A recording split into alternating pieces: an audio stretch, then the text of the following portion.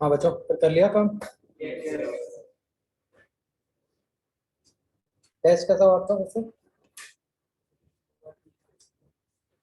चलो मैं अभी काम करता हूँ।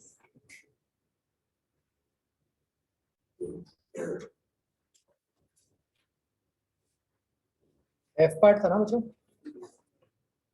हाँ जी। इसमें 0 एफ पार्ट।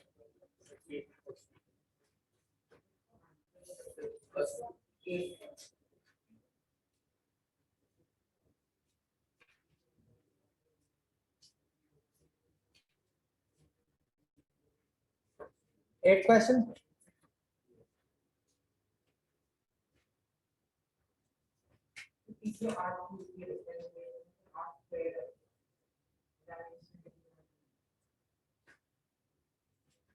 देखो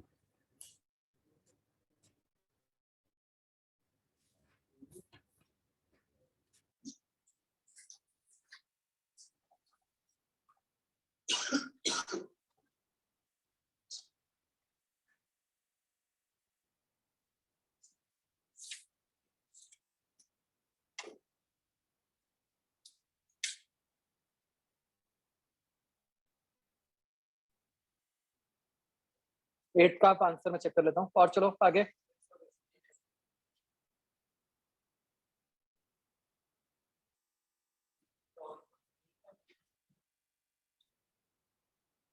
एट क्वेश्चन।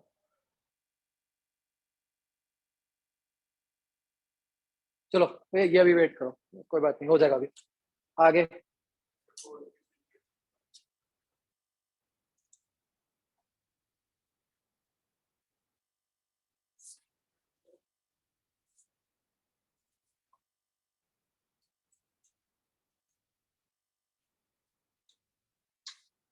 ये मतलब एक रॉड आपकी जैसे टेबल के ऊपर पड़ी है।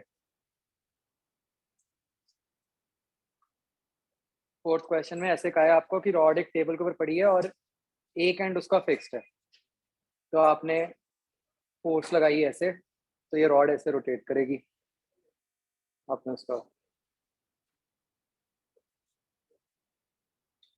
हो गया बच्चों ये क्वेश्चंस। आगे एक्सरसाइज 1।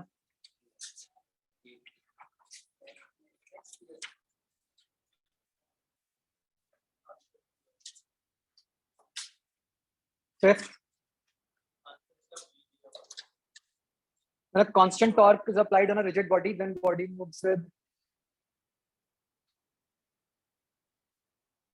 सी होना चाहिए, मतलब सी। और आगे।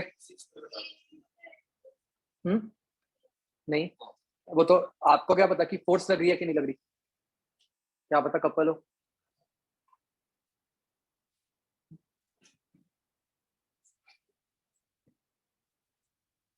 हाँ जी, और कौन सा कह रहे थे?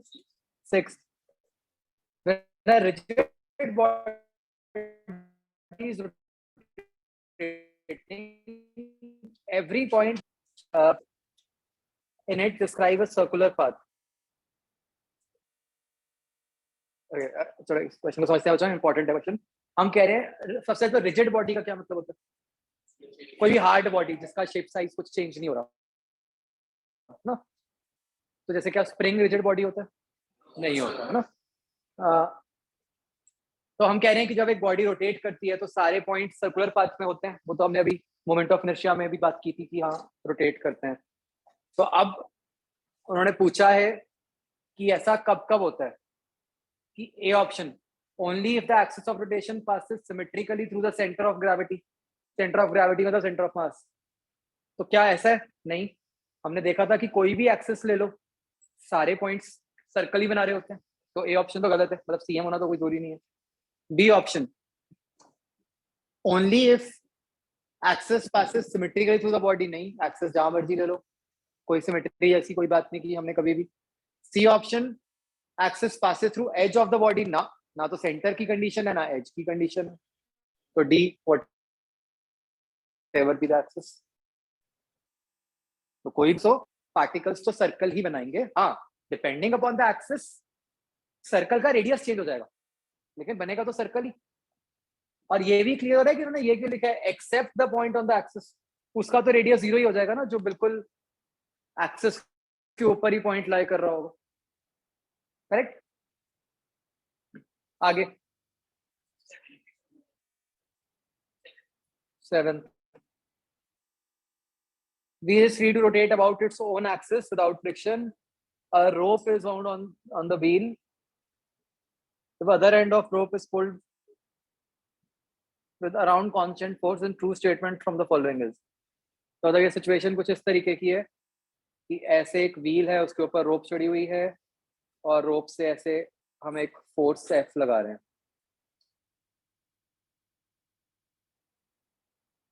कांस्टेंट फोर्स है,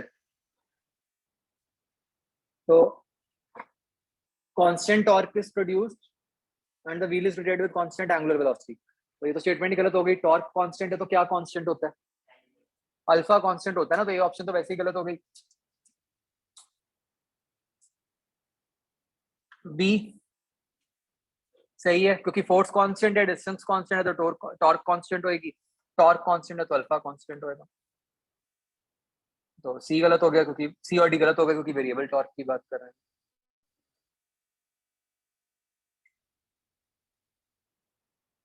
और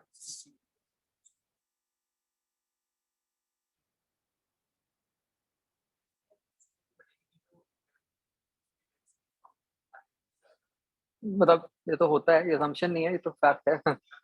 नहीं दिया होगा क्योंकि बहुत मतलब ब्रॉड है, कुछ अगर मतलब कोई सिमिलर से मटेरियल होते हैं फिर तो हम ये कह देते हैं कि वुड और आयरन का कंपैरिजन तो हम बहुत जगह करते हैं और हमें पता है, मतलब हमारा नॉलेज कॉमन सेंस कह लो कि भाई iron is heavier than wood, right.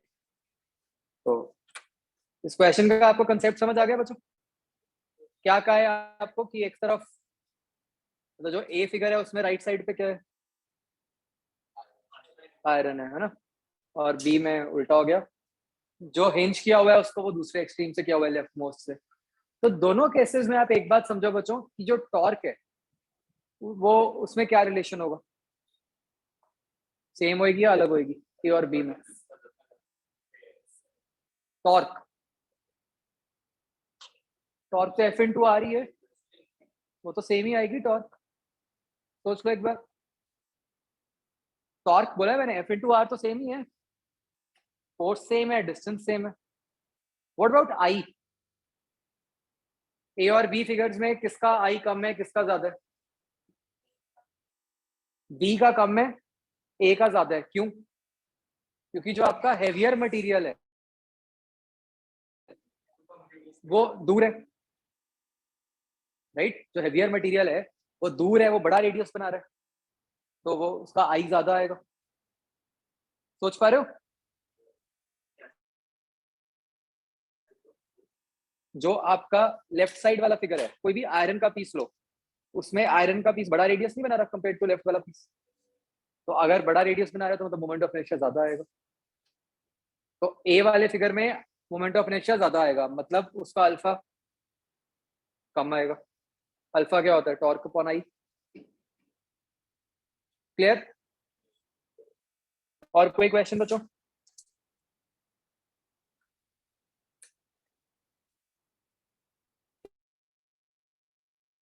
उसका आंसर कह रहे थे ना, राइट था।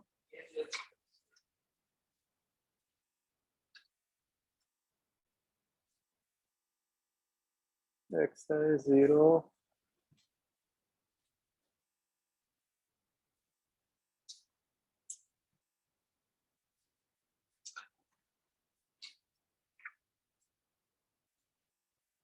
हाँ, ये मतलब न्यूमरेटर में आर स्क्वायर आएगा ना, यही था। वो तो सीधा ही दिख रहा है बच्चों, है ना? क्यों? डायमेंशनली मतलब एक्सेलरेशन नीचे। हाँ, ये अभी नहीं भी हुआ तो कोई दिक्कत नहीं, समझ आ जाएगा।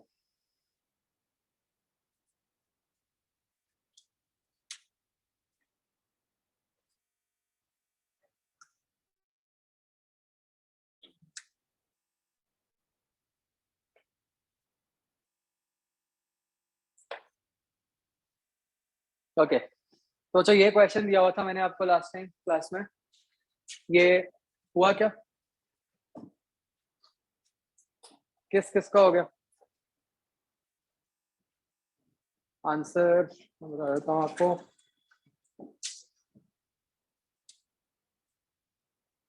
ये बनना चाहिए mg into 1 minus 3/4 cos square theta, friction 3 mg/4 cos theta sin theta. किस किस का बच्चों ठीक था? फ्रिक्शन है 3 mg/4 cos theta sin theta,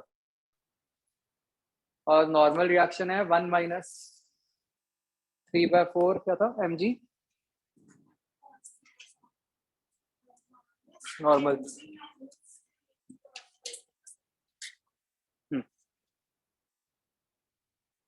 और नहीं हुआ किसी का?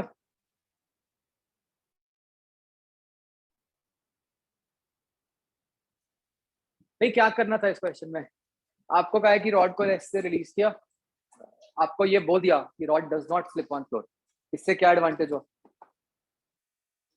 वो पॉइंट तो फिक्स पॉइंट हो गया, जो रॉड का बॉटम मोस्ट पॉइंट है वो तो फिक्स पॉइंट ही हो गया।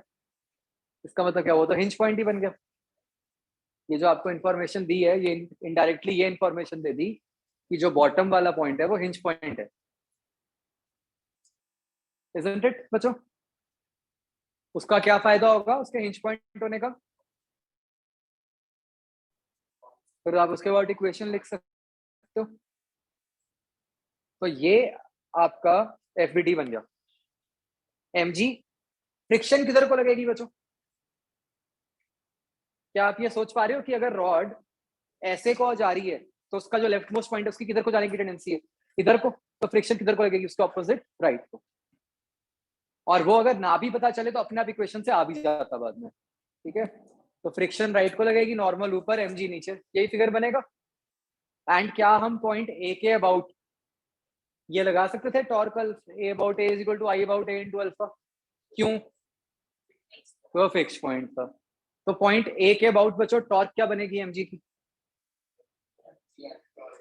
mg L/2 cos theta is equal two point A के अबाउट आई कितना होगा? ml²/3। तो आपके पास अल्फा आ गया।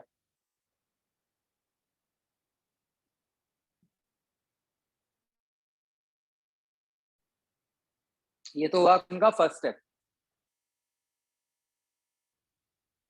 अब बच्चों अगर एक बार आपके पास अल्फा आ गया तो क्या आप उससे पॉइंट सी की एक्सेलरेशन निकाल सकते हो सेंटर ऑफ मास की? और वो क्यों निकालनी पड़ेगी मुझे? क्योंकि मुझे पता है पहले भी हमने क्वेश्चन किया था कि वो इनडायरेक्टली निकालना पड़ता है। तो पॉइंट सी की एक्सेलरेशन क्या आएगी बच्चों? मतलब अल्फा आर पॉइंट सी कितने रेडियस में घूम रहा है? L/2। और उसकी डायरेक्शन क्या होगी? तो, मतलब सी क्लॉकवाइज एंटी क्लॉकवाइज हम अल्फा के लिए बताते हैं, है ना? ये तो मैं लीनियर एक्सेलरेशन की बात कर रहा हूँ। परपेंडिकुलर होगी ना, मतलब ये रॉड एक तरह से रेडियस हो गई तो उसके परपेंडिकुलर होगी एक्सेलरेशन। तो आपको पॉइंट सी की एक्सेलरेशन पता चल गई, कितनी होगी? ऐसे पॉइंट ए के हिसाब से वो सर्कल में घूम रहे, तो उसकी एक्सेलरेशन क्या होगी? 3g/2l cos theta into L/2। और उसकी डायरेक्शन क्या है? 90 डिग्री पे। तो इसके अब हमने कंपोनेंट्स ले लिए, हॉरिजॉन्टल वर्टिकल। क्यों लिए मैंने कंपोनेंट्स? मुझे पता है एफबीडी से फोर्सेस बैलेंस करनी पड़ेंगी। जो बाकी फोर्सेस हैं mg फ्रिक्शन नॉर्मल, वो तो सारी हॉरिजॉन्टल वर्टिकल में ही है, तो इसको भी हॉरिजॉन्टल। तो ये इधर को हो गया एसी साइन थीटा, नीचे को हो गया एसी कॉस थीटा। देख लो ध्यान से।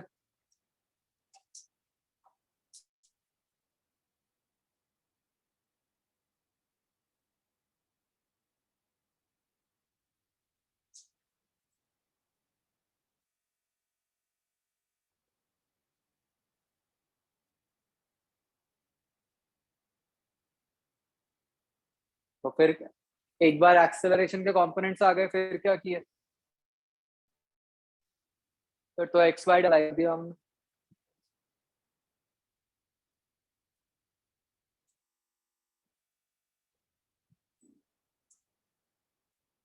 मुझे लास्ट टाइम मेरे ख्याल आपने ही दिखाया था ना क्वेश्चन, आपने मतलब मेरे ख्याल आंसर तो ठीक था, आपने एन और एफ के कंपोनेंट्स लिए हुए थे और एमजी के भी लिए हुए थे, बट वो लंबा हो गया।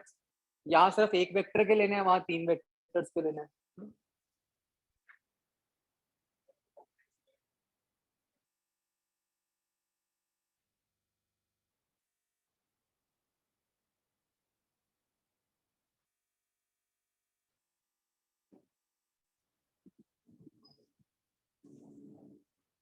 तो बच्चों इससे मुश्किल क्या था, मतलब सारा कुछ तो इसके जैसा क्वेश्चन पहले करा तो था, सारे वही स्टेप्स नहीं है। अल्फा निकाला, उससे ए निकाला, फिर उस पे ऐसी में लगा दिया।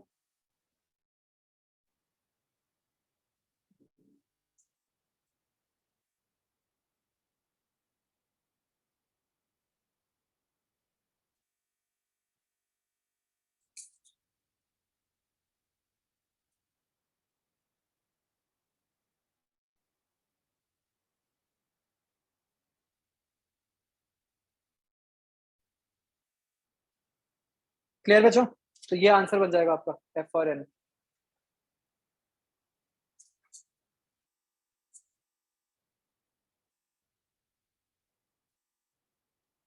अच्छा, इस क्वेश्चन में एक और पार्ट भी बन सकता था अगर हम सोचें कि जब हमने एफ निकाल लिया और एन निकाल लिया, क्वेश्चन का एक पार्ट मैंने आपको बोला भी था सारे चैप्टर कवर करने ही है हमें, पार्ट ये भी बन सकता था कि म्यू की मैक्सिमम वैल्यू निकालो जिससे कि स्लिप ना कर रही हो रॉड।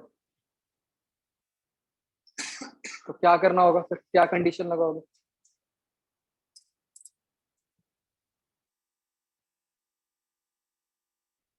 अगर मैं बोलूं कि find maximum value of mu for the rod to not slip, for the lowest point to not slip, क्या कंडीशन लगा दोगे? जो फ्रिक्शन है उसको less than equal to mu N put कर दोगे,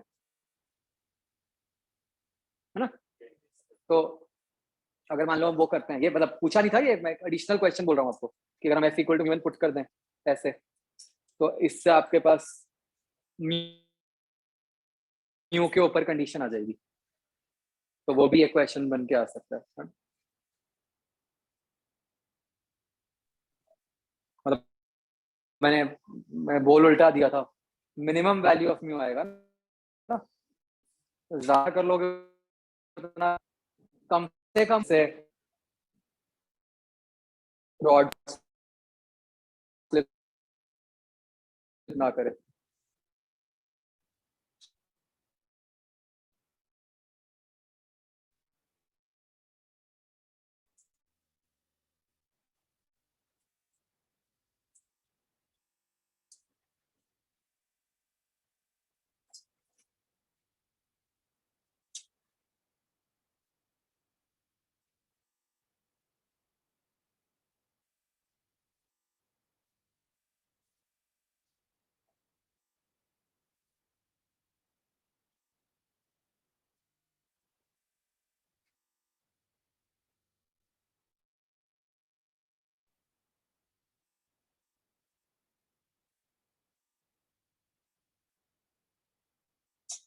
हाँ बच्चों, आ गया समझिए? इसमें कोई डाउट प्लीज आस्क।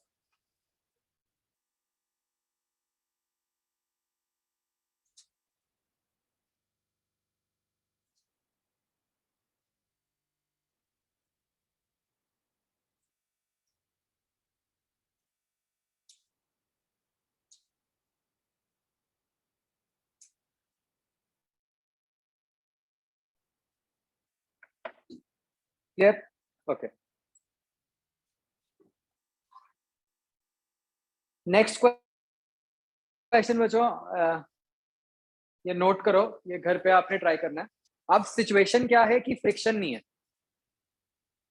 अगर फ्रिक्शन नहीं है तो क्या होगा? अब रॉड स्लिप कर सकती है, ठीक है ना? तो अब आपकी वो कंडीशन हट गई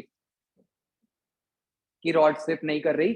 अब ऐसा कुछ नहीं दिया हुआ आपको, आपको तो रादर ये दिया हुआ है कि फ्रिक्शन नहीं है।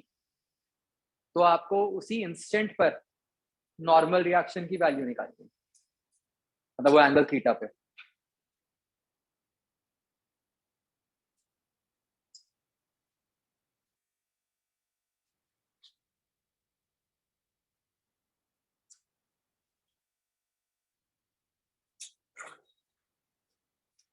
क्वेश्चन सबको समझ आ गया?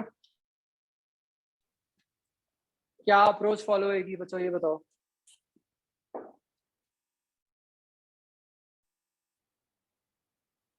अगर ये हटा दिया कि स्लिप करने वाली जो बात है,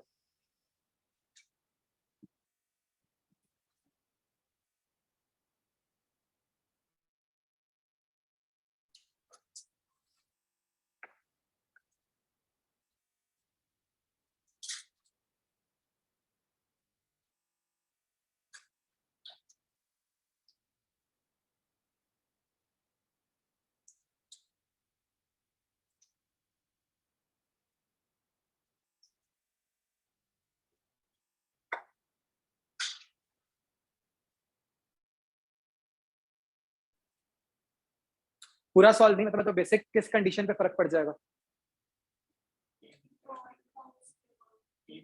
अब ए हिंज पॉइंट नहीं रहा तो मतलब अब हम ए के ऊपर तो लगा ही नहीं सकते torque equal to I alpha, तो किस पे लगाना पड़ेगा? सेंटर। तो उसके अकॉर्डिंग सोचना है आपने, ठीक है, ये हिंट है, तो उसके अकॉर्डिंग सोचना। अच्छी प्रॉब्लम है, ठीक है, क्लियर। नेक्स्ट क्वेश्चन ट्राई करें।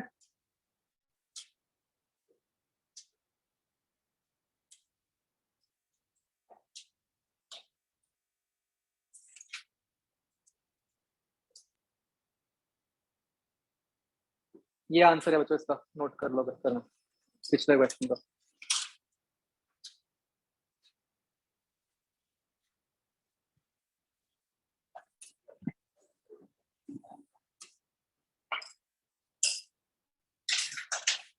ओके, अगला क्वेश्चन देखो बच्चों, ये वही जो आप पूछ रहे थे अभी, है ना, सब कुछ वही है, पुली सिस्टम। डिफरेंस क्या आ गया? जो हम पहले करते थे उससे क्या डिफरेंस आ गया? अगर पुली का मास है, पहले हम जब क्वेश्चंस करते थे हम पुली को मासलेस मानते थे, राइट, यहाँ पे पुली का मास है, तो हमने हमें ये कंडीशन दी हुई है, thread does not slip on the पुली। इसका क्या मतलब हुआ? पुली थ्रेड के साथ साथ ही घूम रही है ना, तो हमने मतलब एक्सेलरेशन ढूंढनी है।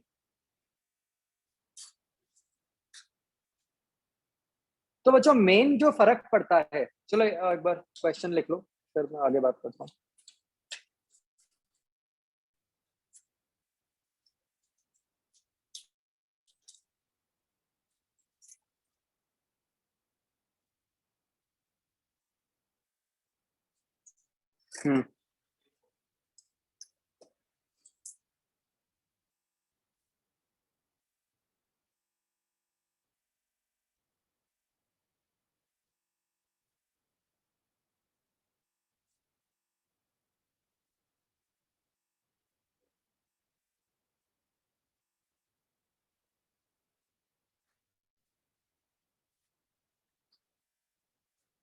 कर रहे हो बच्चों क्वेश्चन नोट?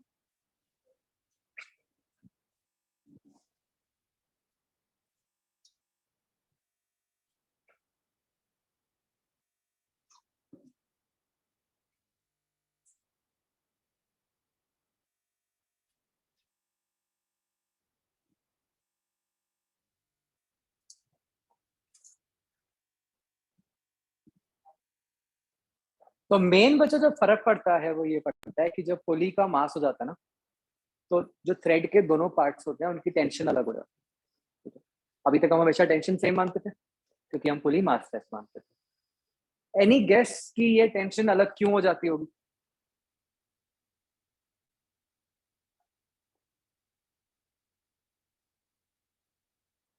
इसको जो आप दो तरीके से समझ सकते हो कि आप ऐसे कह सकते हो, अगर फिजिकली सोचना हो तो हम ऐसे कह सकते हैं कि भाई हाँ, टेंशन का कुछ पार्ट उस पुली को घुमाने में चल गया, लग गया, ठीक है। और अगर आपने इस बात को मैथमेटिकली समझना है तो देखो आपका ये एफबीडी बनेगा पुली का, करेक्ट। अगर दोनों तरफ टेंशन सेम होती, लेट से, तो पुली पे टॉर्क क्या हो जाती? जीरो। तो फिर पुली घूमती कैसे? तो पुली घूम तभी सकती है अगर टेंशन अलग अलग।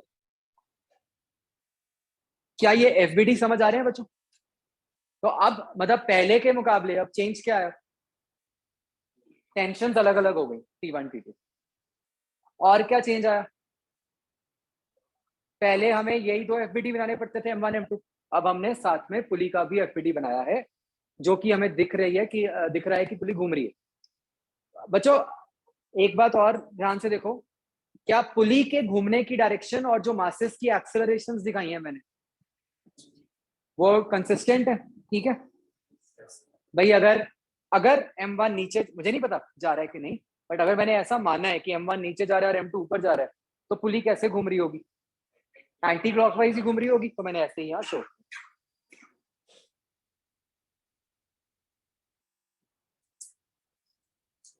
यहां तक बच्चों कोई भी डाउट?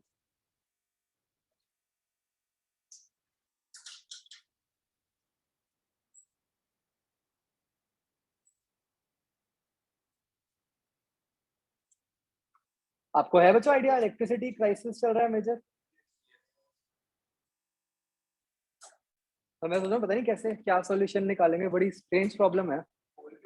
हाँ, मेजर शॉर्टेज है कोल की।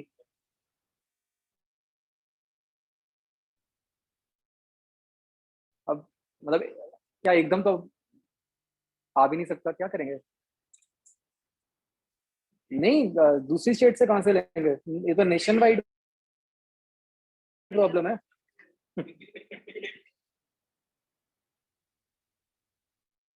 ये तो मतलब पहले ये चलता, मुझे नहीं पता कि मतलब इनका ये चलता था कि जैसे पाकिस्तान के साथ भी चलता था इनका पावर शेयरिंग कुछ की गई, या तो इंडिया देता था या पता नहीं देता था क्या था, तो या तो इन्हें दूसरी कंट्री से लेनी पड़ेगी, दैट इज वन।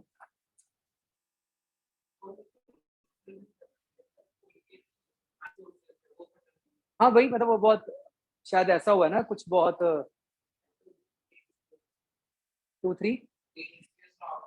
हाँ नहीं, वो इशू हुआ क्यों था वो?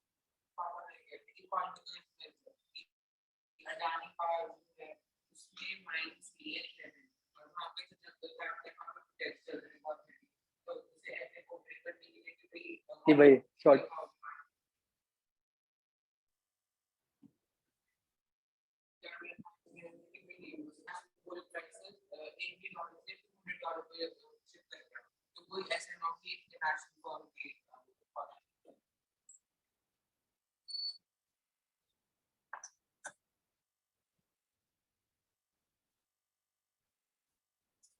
नहीं मतलब चलो सॉल्यूशन क्या निकलेगा इसका, यही होगा शायद, कहीं से एक्सपेंसिव खरीदेंगे करेंगे और क्या ना, कोई और तो वर्क अराउंड कुछ।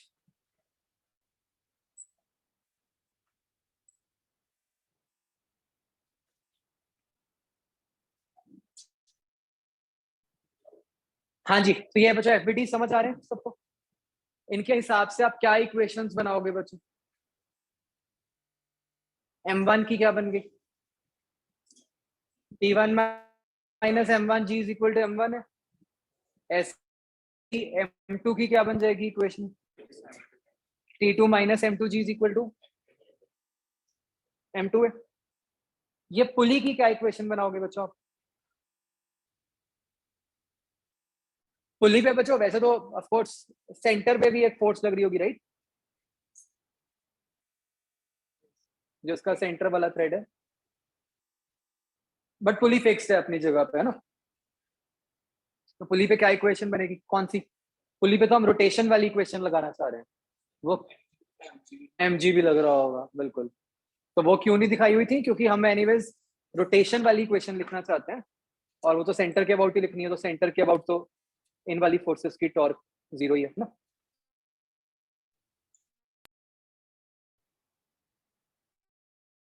तो पुली के सेंटर के अब जो हम कैसे लिखे उसको, T1 minus T2R is equal to I alpha. T1 minus T2R ही क्यों बोला आपने, T2 माइनस T1R क्यों नहीं बोला? डायरेक्शन है ना, हमें दिख रहा है अल्फा इधर को है तो T1 वाली वरी होगी, तो आपकी तीसरी इक्वेशन बन गई T1 minus T2R is equal to I alpha.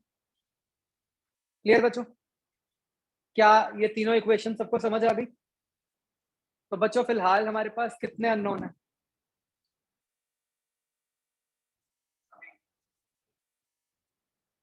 देख लो ध्यान से। T1, T2, A, alpha, 4 unknown. हाँ, इक्वेशंस कितनी है? 3। कौन सी कंडीशन अभी तक हमने यूज नहीं की?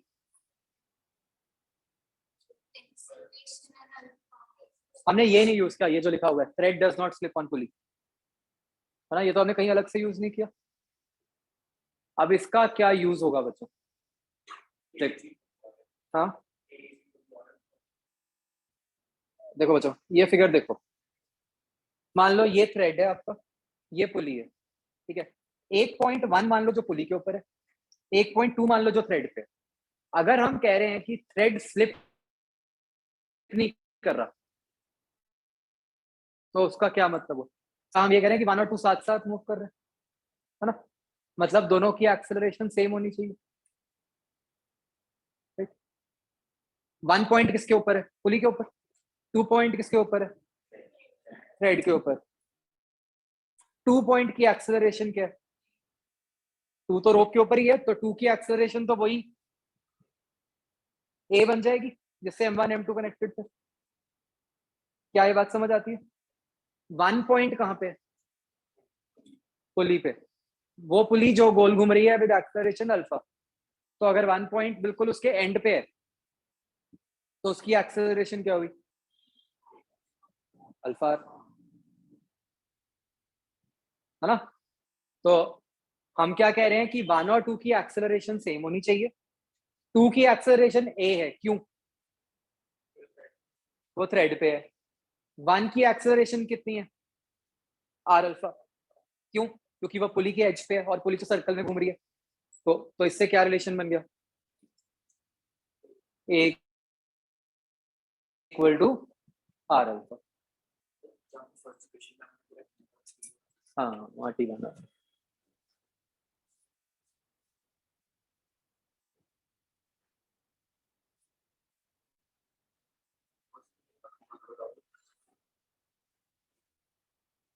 दोबारा समझो बच्चों, लेफ्ट साइड वाला फिगर देखो। पुली आपकी एंटी क्लॉकवाइज घूम रही है, वो जो रोप है वो नीचे को जा रही है, जो हमने मानी है।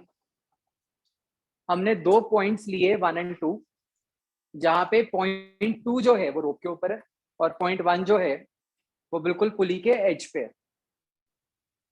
हमें क्वेश्चन में दिया हुआ है कि रोप डज नॉट स्लिप ऑन पुली, मतलब पॉइंट 1 और 2 साथ साथ इकट्ठे मूव कर रहे होंगे, मतलब दोनों की एक्सेलरेशन सेम है। अब 2 पॉइंट तो रोप पे है, तो उसकी एक्सेलरेशन वही हो गई जो रोकी है, मतलब 1। और 1 पॉइंट पुली पे। तो अगर अब मैं आपको बाकी सब कुछ भूल जाओ, आपको कहता है कि बॉडी गोल घूम रही है, तो उसके लेफ्ट मोस्ट पॉइंट की आप एक्सेलरेशन क्या बोलते? आर अल्फा, ठीक है। तो उसकी एक्सेलरेशन बन गई आर अल्फा, और वो नीचे कोई बनी। अगर एंटी क्लॉकवाइज माना है तो वो नीचे कोई बनी ना। तो हमारे पास क्या रिलेशन आ गया चौथा? ए इक्वल टू आर अल्फा। बच्चों यहाँ पे ना एक बात का बहुत ध्यान रखना है। देखने में ऐसा लग रहा है कि ये तो बड़ा ही सिंपल सा रिलेशन आ गया, मतलब अगर मैं आपको कुछ ना बताता और मैं कहता ए और अल्फा में रिलेशन बनाओ, तो माइंड में ए इक्वल टू आर अल्फा ही आता है ना। ये लग भी ऐसा ही गया, लेकिन ये चांस की बात है कि यहाँ पे ये लग गया।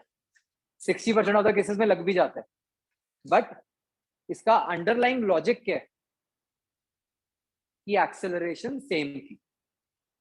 हमने ये नहीं याद रखना कि ए इक्वल टू आर अल्फा होता है जी, कि जहाँ पे ए आया और अल्फा आया तो इक्वल टू आर अल्फा कर देंगे। हमारे पास ये कंडीशन कहाँ से निकल के आ रही है? एक्सेलरेशन सेम करके। ये बहुत ही ज्यादा ध्यान रखने वाली बात है।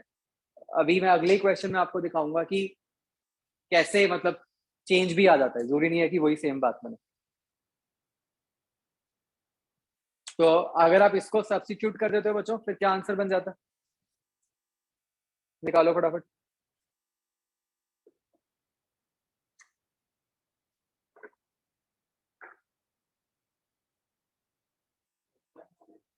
ए।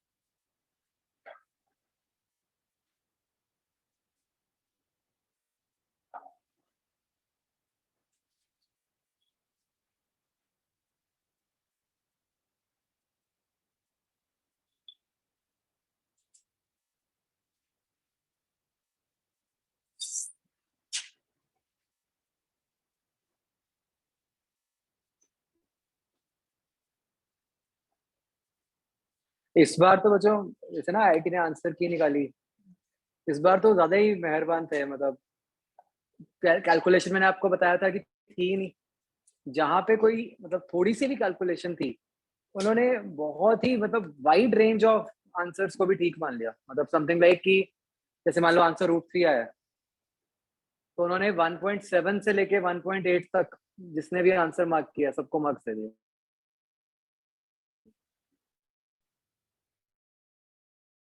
तो वही ऐसे ही एक क्वेश्चन था, उसमें जी नहीं मेंशन था, तो उन्होंने मतलब 9.8 10 सबको मार्क्स दे दिया उसमें।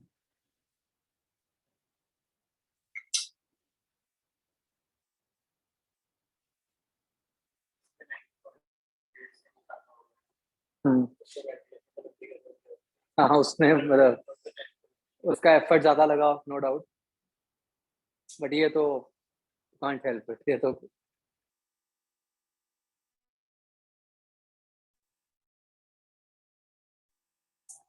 बट इतनी कोई मतलब जैसे 9.8 से भी नहीं, काफी बहुत टाइम लगा। ये किसी को नहीं पता होता। हाँ, पिछले ट्रेंड से मतलब कभी एक से ज्यादा बार आसान आया नहीं है, बट ये तो अच्छा है, टफ आना चाहिए। आप देखो ना, आप जैसे आज पता नहीं वो किस इंस्टीट्यूट की ऐड आई हुई थी, उन्होंने हाईएस्ट, वो कह रहे थे 360 मार्क्स का पेपर था, वो शायद कह रहे थे बच्चे के 348 मार्क्स बन रहे हैं। 97% कुछ कह रहे थे वो। 97% आज तक नहीं कभी आईआईटी में आया। वही होता है, जब थोड़ा सा पेपर आसान होता है बहुत मार्क्स ज्यादा आ जाते हैं।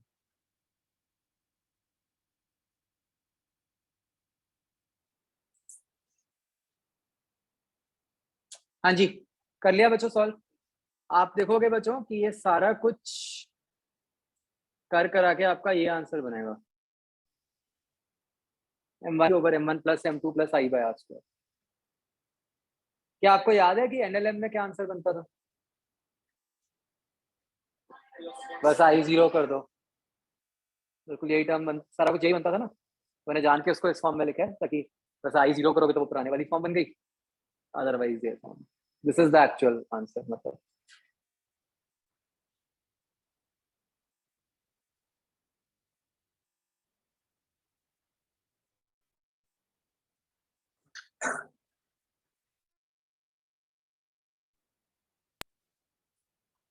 जो समझ आया?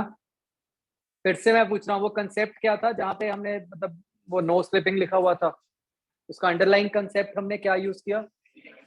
Same acceleration. ये सबको क्लियर हो गई बात? ये तो नहीं याद रखना कि इक्वल टू आर अल्फा होता है, हमें तो एक्सेलरेशन सेम करनी है, राइट? अगला क्वेश्चन करें ट्राई, वो अब आप खुद करोगे, ठीक है?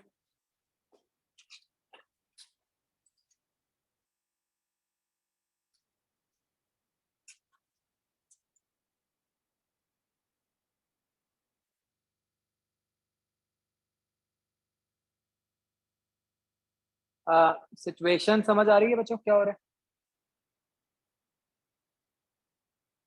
एक तरफ तो मास m1 है, दूसरी तरफ एक डिस्क है मास m2 की, जिसके ऊपर मतलब वो उसके ऊपर थ्रेड चढ़ा हुआ है डिस्क के ऊपर. तो डिस्क के साथ क्या हो रहा है? वो ऐसे अनरोल करती हुई नीचे की तरफ आ रही है.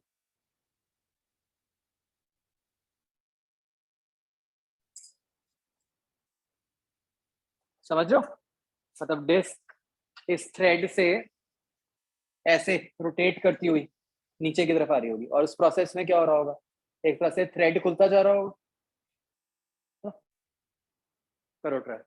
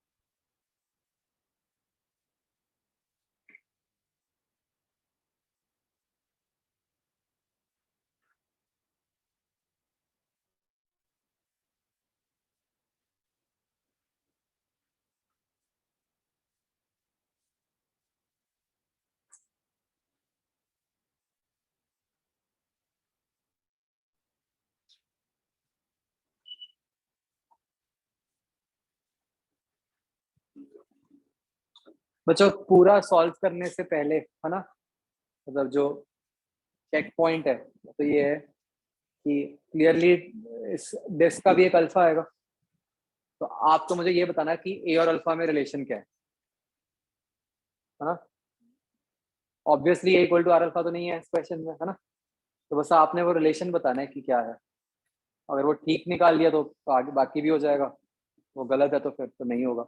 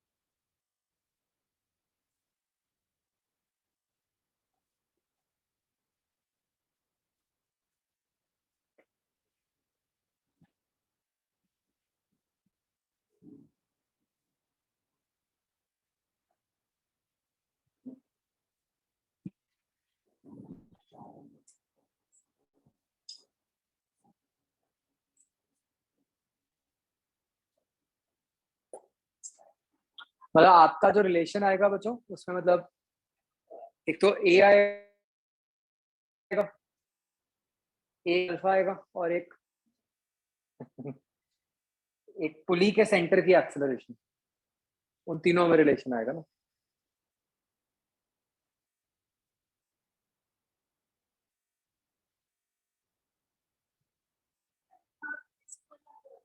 अल्फा डिस्क का, हाँ।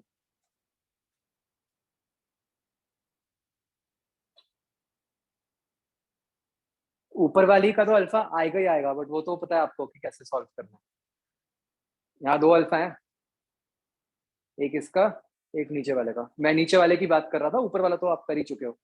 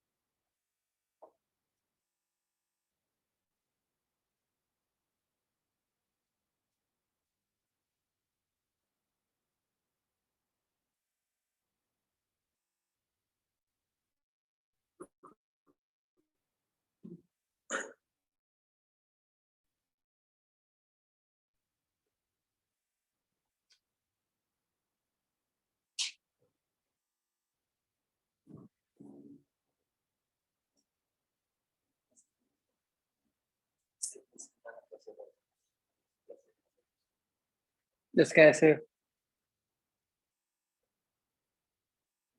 नीचे जा रही है, हाँ।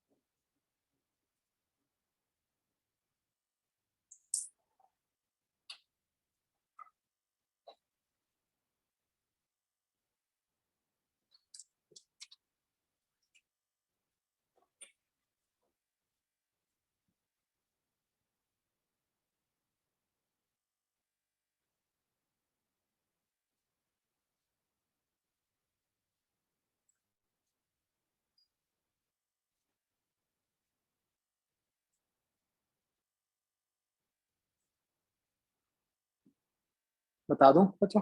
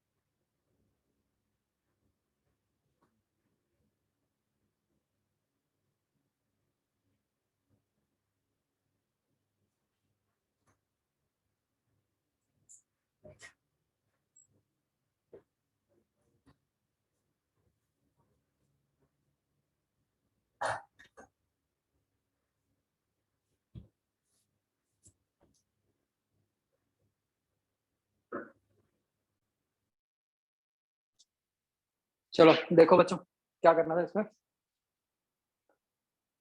सी, हम सीधा इस डिस्क पे फोकस करते हैं। इस डिस्क का जो लेफ्ट मोस्ट पॉइंट है उसकी एक्सेलरेशन क्या है, जो ये थ्रेड से टच कर रहा है? उसकी तो वही ए ही हो गई, इधर को नीचे को। जो डिस्क का सेंटर है उसकी एक्सेलरेशन ए सी मान लेते हैं नीचे को, और एक डिस्क का अल्फा है ना, जो कि क्लॉकवाइज है इस फिगर के हिसाब से। यही चीजें हैं या कुछ और भी है बताओ? That's it. तो मतलब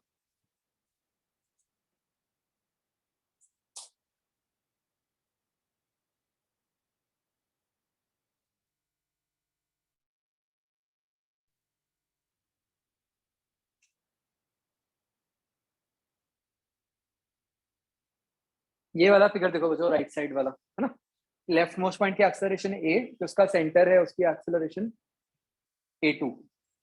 मैं उसको थोड़ा इधर कर देता हूँ, इससे ऐसा लग रहा है कि राइट वाले की है।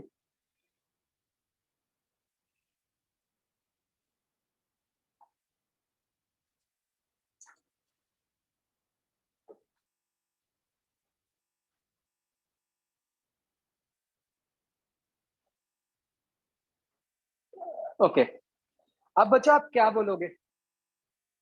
देखो ऐसा करते हैं, इसके सेंटर के फ्रेम में चलते हैं। डिस्क के सेंटर के फ्रेम में ये जो लेफ्ट मोस्ट पॉइंट है उसकी एक्सेलरेशन क्या होनी चाहिए?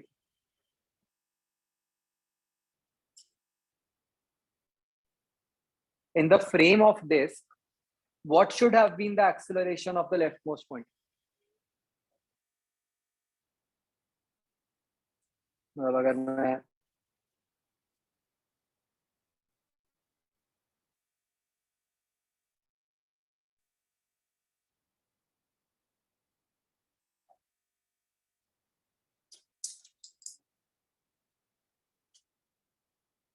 अगर एक डिस्क है जो एक्सेलरेशन अल्फा से ऐसे रोटेट कर रही है, तो डिस्क वाला ऑब्जर्वर लेफ्ट मोस्ट पॉइंट की एक्सेलरेशन क्या कहता? अल्फा आर कहता ऊपर को।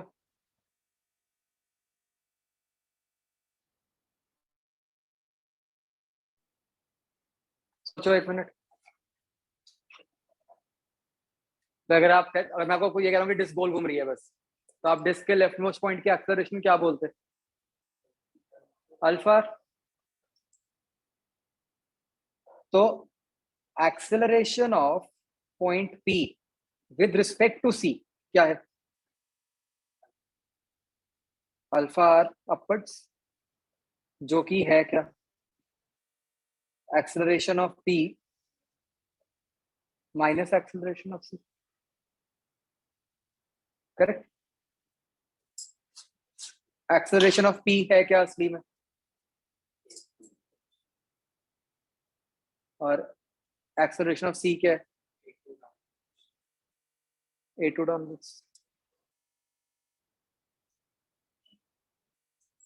करेक्ट। तो हमारे पास क्या रिलेशन है देखो, अल्फा आर ऊपर की तरफ is equal to A downwards minus A2 downwards. और इसको मैं कैसे लिख दूं, सारा कुछ नीचे की तरफ ही कर दूं, मतलब इसको ऐसे लिख दूं minus alpha R is equal to A minus A2।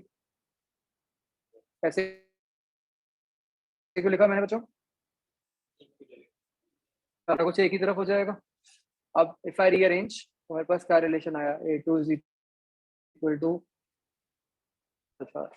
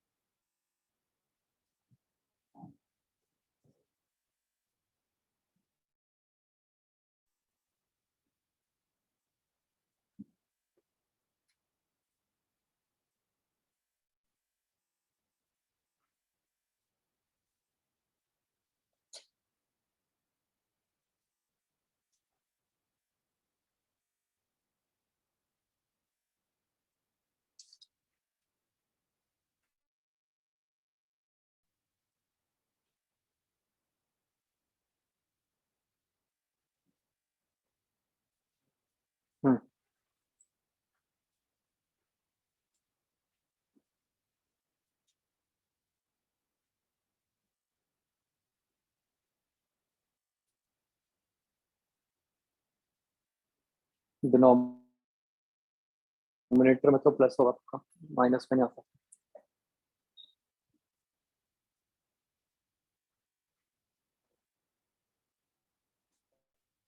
तो चलिए समझ आया क्या किया, ठीक है। इसका मैं आगे आपको ना शॉर्टकट मेथड भी बताऊंगा, मतलब जिससे बहुत फास्ट रिजल्ट हम निकाल पाएंगे।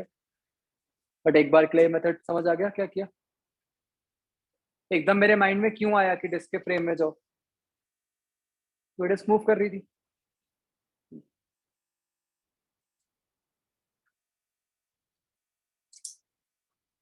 इसको बच्चों आपने कंप्लीट करना है, ठीक है। बाकी इक्वेशंस तो आपको पता ही है कैसे बनानी है, तो सब कुछ कर कर आके आपका बच्चों ये आंसर बनेगा, ये नोट करो।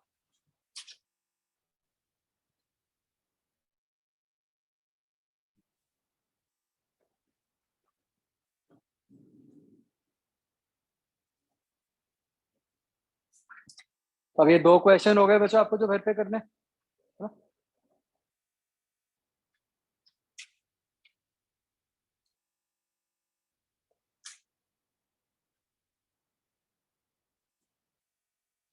क्या समझ आया?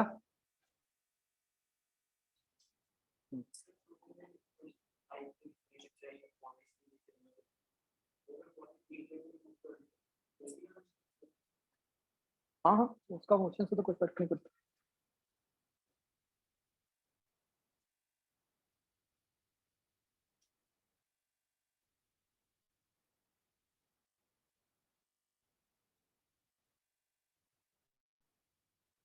ओके, नेक्स्ट बच्चों हम बात करते हैं काइनेटिक एनर्जी की, कि अगर एक बॉडी हम मान लेते हैं कि रोटेट भी कर रही है। आपने देख लिया होगा कि यहाँ पे हम जनरल मोशन क्या मानते हैं बच्चों, किसी भी बॉडी की हम मानते हैं कि वो आगे को भी जा रही है और साथ में वो घूम भी रही है ना। आगे को जाने को क्या बोलते हैं हम, ट्रांसलेशन, और घूमने को क्या बोलते हैं, रोटेशन। तो हम तो कहते हैं कि वो जनरल केस हो गया, उससे आप स्पेशल केस जो मर्जी बनाते रहो, ठीक है। तो ये बच्चों एक ऐसी जनरल केस हो गया जहाँ पे एक बॉडी आपकी हमने दिखा दिया कि आगे को जा रही है विद BC, मतलब उसका सेंटर ऑफ मास जो वेलोसिटी है वो BC है, और इस बॉडी का एक ओमेगा है जिससे वो रोटेट कर रही है। ये बात समझ आई? क्लियरली हमें पता है बच्चों की ऐसे केस में अगर मैं कोई भी एक पार्टिकल लूंगा तो हर पार्टिकल की जो वेलोसिटी होगी वो अलग अलग होगी। क्यों? किसी का रेडियस कम बन रहा है, किसी का ज्यादा बन रहा है, कोई लेफ्ट को जा रहा है, कोई राइट को जा रहा है, एंड सो ऑन। तो अलग अलग पार्टिकल्स की वेलोसिटीज या फिर स्पीड्स अलग अलग होंगी। तो मतलब अगर मुझे सिस्टम की काइनेटिक एनर्जी निकालनी है तो क्या करना पड़ेगा? मतलब हर क्वांटिटी, उसको बहुत सारे पार्टिकल्स में ब्रेक करके हर पार्टिकल की काइनेटिक एनर्जी लिखनी पड़ेगी, half M I V I square, और फिर उन सबको ऐड करना पड़ेगा।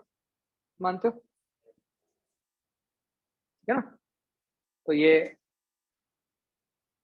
एक बार ये फिगर बना लो।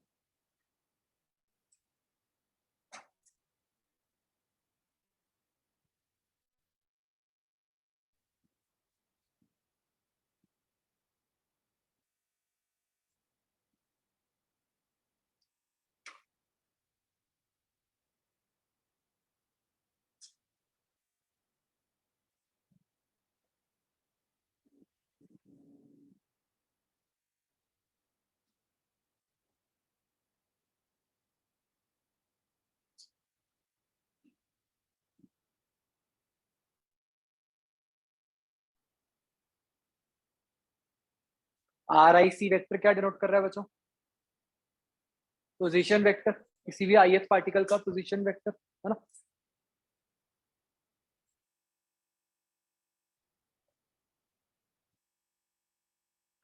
तो बच्चों इस केस में अगर हम ये डिराइव करते हैं, अगर if we try to find the value of this expression half M I V I square, जहाँ पे हमें हर पार्टिकल की वेलोसिटी, हमें पर दिख रहा है कि हर पार्टिकल सर्कल में घूम रहा है कुछ, तो उसकी वेलोसिटी में दो पार्ट्स आएंगे, एक तो ओमेगा आर वाला पार्ट आएगा और एक ट्रांसलेशन के खुद के कारण एक पार्ट आएगा। तो हम अगर उसको कंसिडर करते हुए डिराइव करते हैं तो सारा कुछ कर करा के बच्चों जो रिजल्ट बन जाता है, अगेन यहाँ डेरिवेशन इज नॉट रिक्वायर्ड, तो जो रिजल्ट बन जाता है वो ये है बच्चों।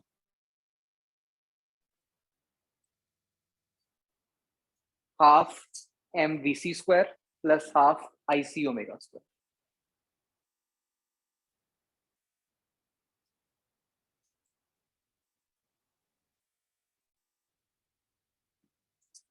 तो अभी तक हमारे लिए जो काइनेटिक एनर्जी होती थी बच्चों, वो क्या होती थी? हाफ एम वी स्क्वायर ही होती थी। अब रोटेशन के कारण उसी से मिलती जुलती टर्म आ गई। देखो, जो कि मैं आपको अभी तक हमेशा कहता आ रहा हूँ कि जहां पे मास आता है वहां पे क्या आ जाता है? आई आ जाता है। जहां पे वी आता है उसकी जगह क्या आ गया? ओमेगा आ गया। तो इसमें बच्चों जो लेफ्ट वाला पार्ट है वो तो आपका ट्रांसलेशनल काइनेटिक एनर्जी है, जो अभी तक आप हमेशा यूज करते ही थे। और जो राइट वाला पार्ट है half I C omega square, वो क्या है? उसको रोटेशनल काइनेटिक एनर्जी कहते हैं। मतलब वो रोटेशन के कारण जो एनर्जी है वो आ रही है। बच्चों इस फॉर्मूला में एक बहुत ही इंपॉर्टेंट जो आपने ध्यान रखना है, देखो याद रखना, ये फॉर्मूला आसान है कि हमें पता है कि हाफ एम वी स्क्वायर आता था, उसके साथ में अब हाफ आई ओमेगा स्क्वायर आ गया। जो बहुत इंपॉर्टेंट बात है याद रखने वाली वो ये है कि बॉडी घूम चाहे जिस मर्जी एक्सिस के अबाउट रही हो, इस फॉर्मूला के अंदर जो यहाँ पे आई आ रहा है वो कौन सा है? सेंटर ऑफ मास वाला ही आ। ठीक है, गलती होती है कि क्वेश्चन में हमें एक्सेस कोई और दी होती है तो हम यहां पर भी उसी एक्सेस के अबाउट मोमेंट ऑफ इनर्शिया डाल देते हैं। हमें क्या याद रखना है कि यहाँ पे कौन सी एक्सेस के वाला डालना है? सेंटर ऑफ मास वाला ही डालना है। इसीलिए याद ही ऐसे रखना है इस फॉर्मूला को। Do not remember it as half M V square plus half I omega square. कैसे याद रखना है? Half M V C square plus half I C omega square, so that you never forget कि यहाँ पे I C ही डालना है। This is a very very common mistake.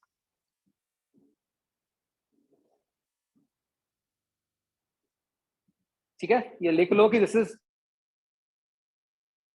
irrespective of axis of rotation.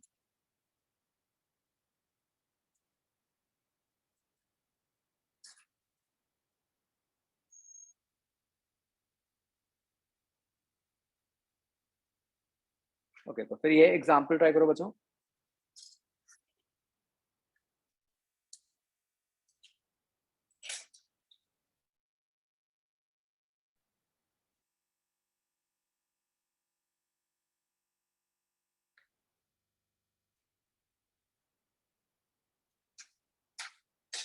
ये बच्चों एक रॉड है, कोई रोटेटिंग रॉड, वो पॉइंट पी के अबाउट हिंज्ड है, मास एम लेंथ एल, जिस इंस्टेंट पे आपको दिख रही है ये ऐसे वर्टिकल है और उसकी एंगुलर स्पीड ओमेगा है।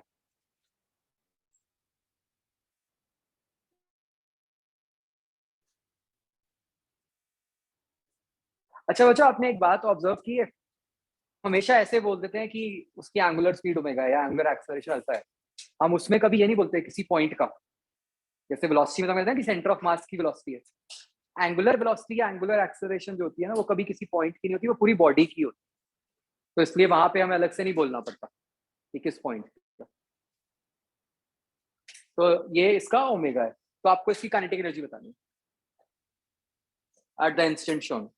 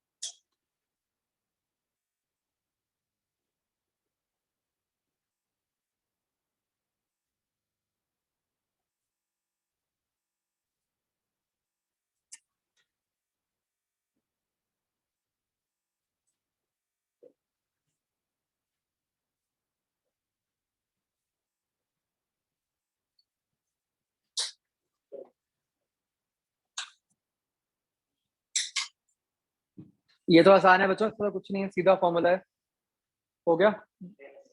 बताओ।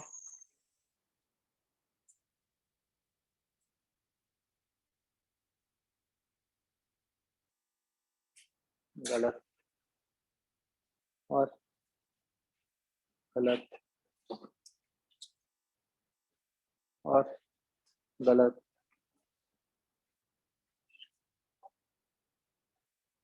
ठीक है,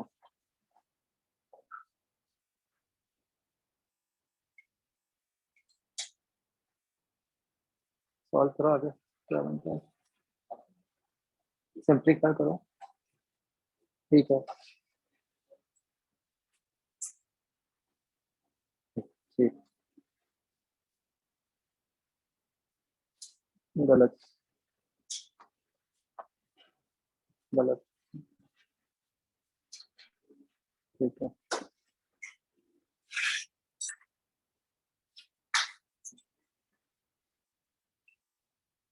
गलत। मैंने कहा हो कि गलती हो सकती है और आप ना करो ना, ऐसे कैसे हो सकता है।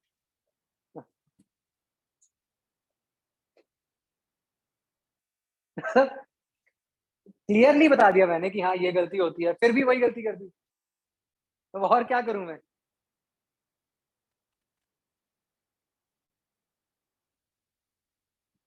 तो सबने I am L square by 3 डाला हुआ है, इसीलिए ये क्वेश्चन बना था, वही तुमने सबने करके दिखा दिया। आप क्या दिखा रहे हो।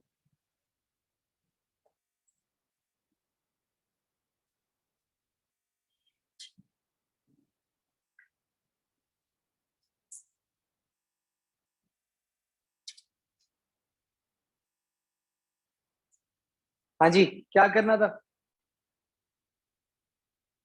सबसे पहले तो वो फॉर्मूला लगाना, तो आपको उसके लिए सेंटर ऑफ मास की वेलोसिटी चाहिए।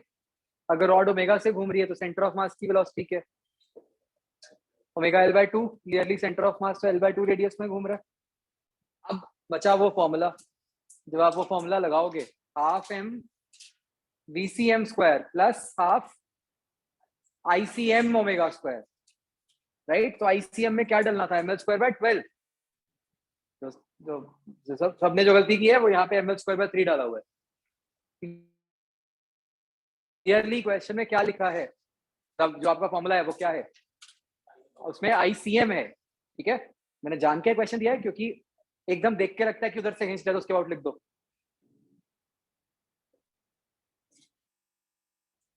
तो ये थोड़ा सा कंफ्यूजिंग है। अगर तो टॉर्क की इक्वेशन लिखनी होती, उसके अंदर कौन सा आई यूज होता, पी वाला ही होता यूज, है ना। लेकिन अगर एनर्जी लिख रहे हो, एनर्जी में आपको यहाँ पे IC यूज करना होता है, ठीक है। तो यहाँ पे इस चैप्टर में बच्चों जो फॉर्मूलाज की सब्सक्रिप्ट्स हैं वो बहुत ही इंपॉर्टेंट है,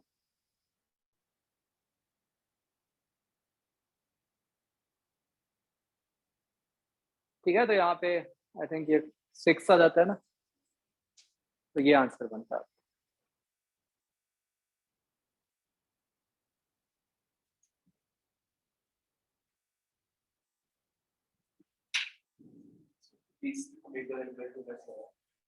ये कितने रेडियस में घूम रहा है सेंटर, देखो तो ओमेगा।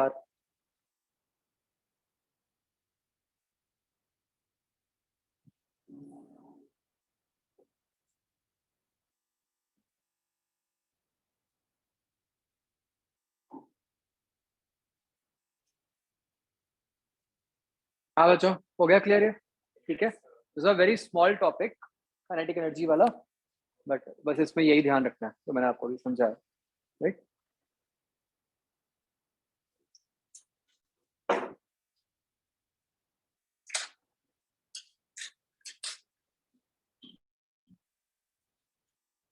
तो इसमें एक शॉर्टकट होता है, बट मैं अभी नहीं बता रहा आपको, पहले हम इसको लेकर थोड़ा सा और कंफर्टेबल हो जाए पहले, ठीक है।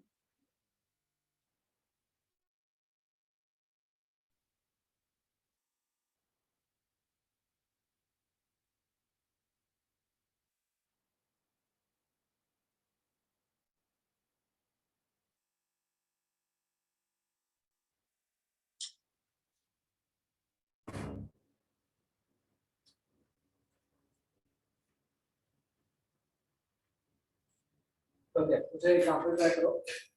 एक रॉड है, ऐसे हिंज से अपने लेफ्ट मोस्ट पॉइंट के अबाउट, आपने उसको हॉरिजॉन्टल पोजीशन से रिलीज कर दिया। The question is find BC when rod becomes vertical.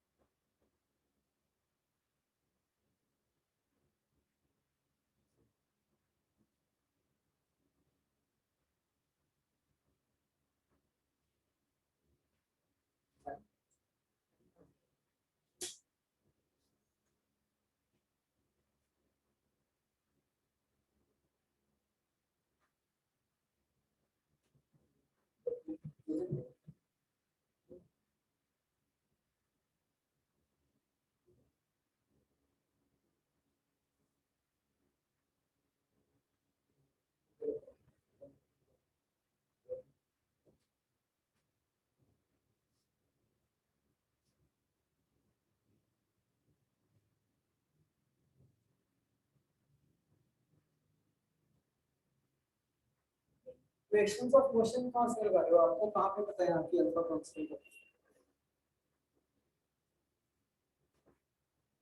भाई कभी आ रहा होगा इक्वेशन ऑफ मोशन लगा रहे हो?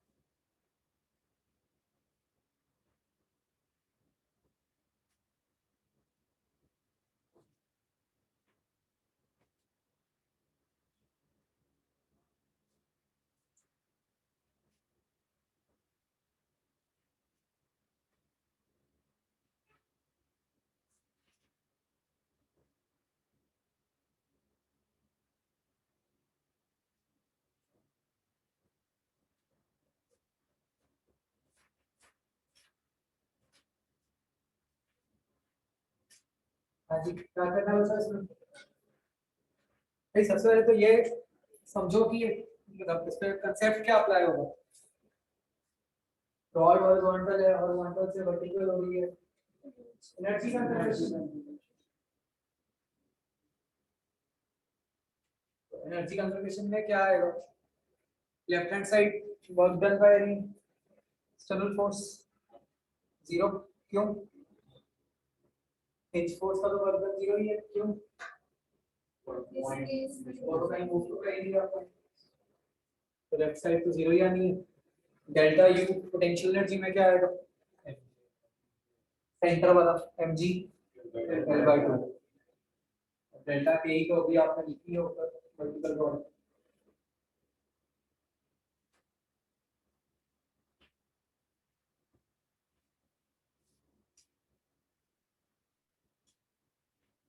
तो आपका ये आंसर बनता है। अगर आप एक बार में लिखी तो जो आप करंट इंटीग्रेशन बनेगी वो ml स्क्वायर ओमेगा स्क्वायर 6 बनेगी ना, तो हमने ऊपर लिखी थी प्लस ओमेगा आ गया और सेंटर की वेलोसिटी क्या ओमेगा ओमेगा L/2।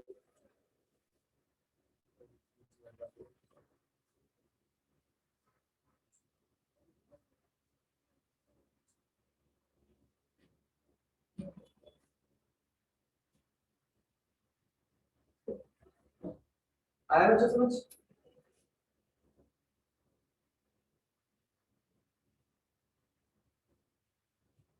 ओके, इसलिए बच्चों जब एक छोटा सा कंसेप्ट और है, जैसे अब आपको आइडिया तो लग गया टर्म्स कैसे बन गई। जैसे हम वर्क डन बाय फोर्स की बात करते हैं, वो क्या होता है, फोर्स इनटू डिस्प्लेसमेंट एफटीएस होता है।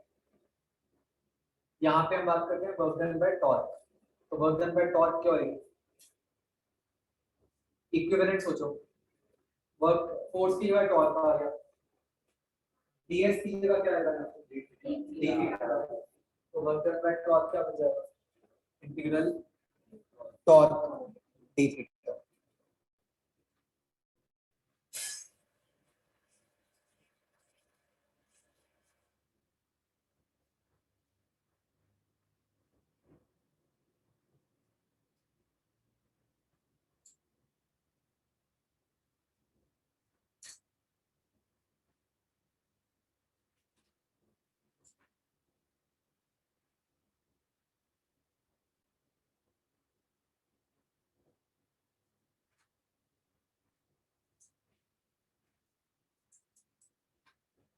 आया समझ बच्चों? ऐसे ही बच्चों एक कंसेप्ट होता है अपना पावर।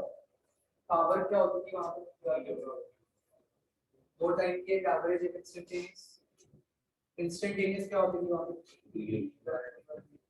इसका फॉर्मूला क्या बन जाता है, force into velocity F into V. यहाँ पे क्या बन जाएगा, एफ की जगह क्या आएगा, वी की जगह क्या आएगा, तो यहाँ पे पावर का फॉर्मूला बन जाएगा टॉर्क इनटू ओमेगा।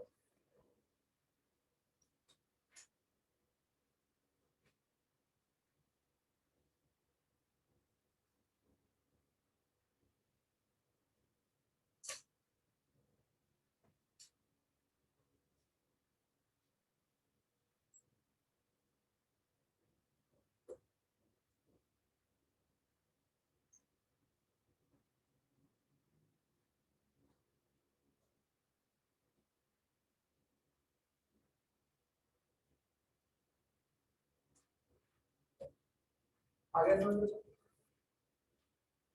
अगर आप सोचो पिछली क्लास में हमने ये सीखा था कि F इक्वल टू एम का क्या इक्विवेलेंट है रिलेशन में, क्योंकि torque equal to I alpha. आज की क्लास में हमने क्या सीखा, एक तरह से वर्क एनर्जी पावर वाला कंसेप्ट टॉर्क, है ना। तो वहां पे हमें एनर्जी लिखनी आ गई, तो एनर्जी कंजर्वेशन को जैसे पहले भी अभी वही करना है सब कुछ, हमें वर्क और पावर,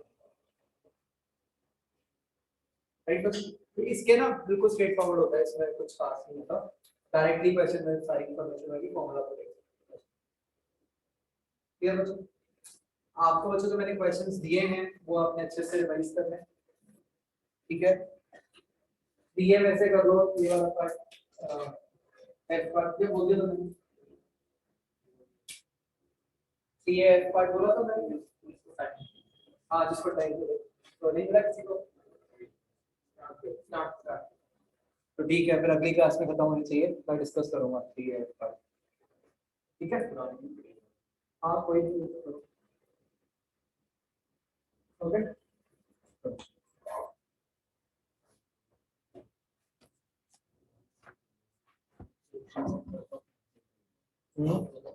क्या